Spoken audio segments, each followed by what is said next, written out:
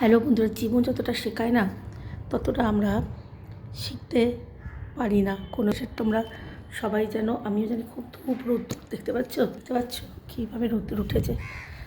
দেখো, যেটা বলছিলাম, জীবন যে আমাদের যা শেখায় সেটা আমরা কোনো বইতে বা কিতাবে শিখতে পারি না। এই কারণে শিখতে পারি না, জীবনে যতক্ষণ এই জিনিসটা আমাদের উপরে না আসে, আমরা অনুভব না করতে পারি, ততক্ষণ আমরা কিছুতেই কিছু জিনিস শিখতে পারি না বন্ধু। যেমন ধোকা, কেউ যদি ধোকা দেয় না, ওকে থ্যাংক ইউ বলো।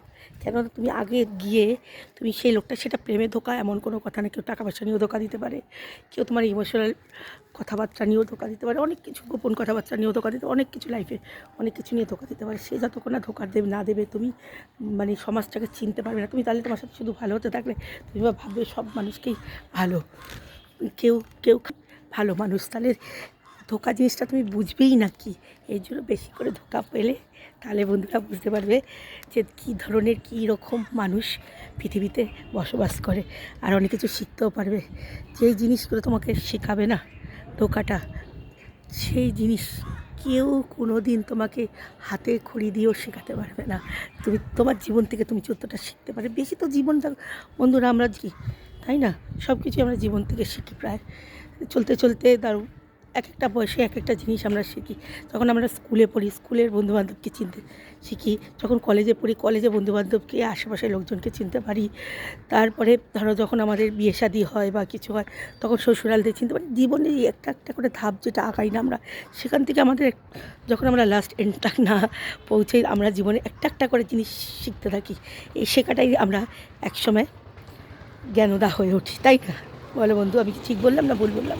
একটু বলো। দেখো, আজ আমি ছাদে এসে ভিডিও বানাচ্ছি, এই উপরটা একদম উপর ছাদটা। দেখো আমাদের বাড়ির জিনিসপত্র কীভাবে মেলে রাখে।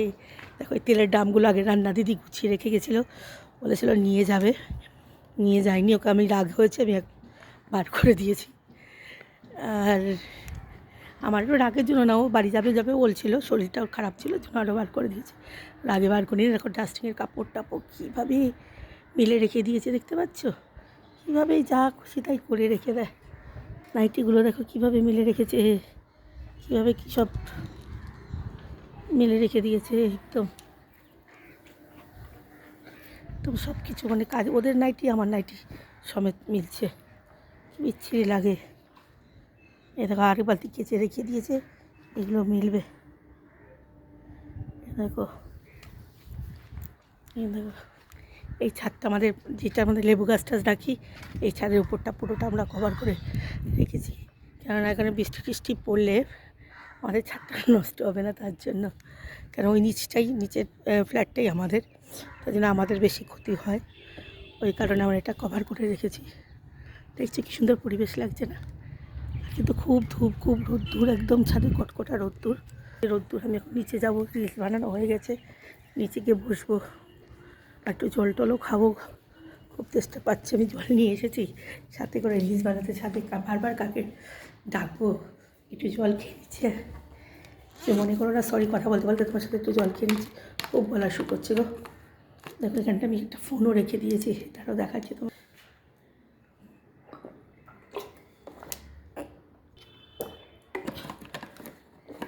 জলটা খেয়ে নিলাম কড়াইয়ের মধ্যে না। চলো এবার নিচে যাই, নিচে গিয়ে দেখি কী কী রান্নাবান্না করলো, জিজ্ঞেস করি তোমাদের না। ক্যামেরা করে নিয়ে নিচে নামছি। আমাদের পুরনো ফ্ল্যাট তো, সেই কত সালে আমার শ্বশুরমশাই এটা কিনে রেখেছে, যেন লিফট টিপ নেই, এটা করতে এই জন্য পায়ে সিঁড়ি দিয়েই নামতে হয়। লিফটটা নেই বলে একটু অসুবিধা হয় নামতে, লিফট থাকলে ওটা টুক করে নেয়। এখনকার দিন তো সব ফেসিলিটি আছে। এই ফ্ল্যাটটা যখন যবে কেনা, তখন লোকে ফ্ল্যাটে বলেই বলে কি মানুষ জানতো না। এই পাপিয়া, কথা বলছি, চল। আমার জলের বোতলটা উপরে আছে, হ্যাঁ চলে আমি এক এক করে নিচে যাচ্ছি। এবার সিঁড়িতে নামছি, ওকে ডেকে আসলাম, খাদের মধ্যে বসে বসে গল্প করেই যাচ্ছে, কথা বলেই যাচ্ছে। দেখো চলে এসেছি।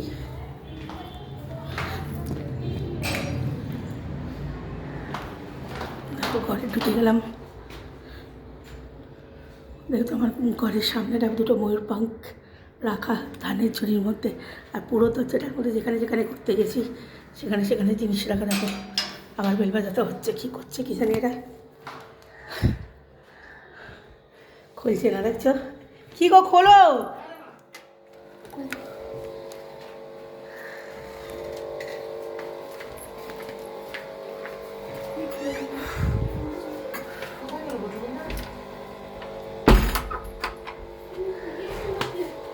উপরে আছে একজন, না না একজন মানে বারান্দায় হবে।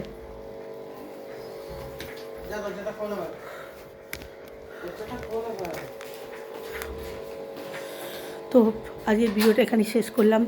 সাবস্ক্রাইব আর লাইক শেয়ার জরুর করো বন্ধু। টাটা।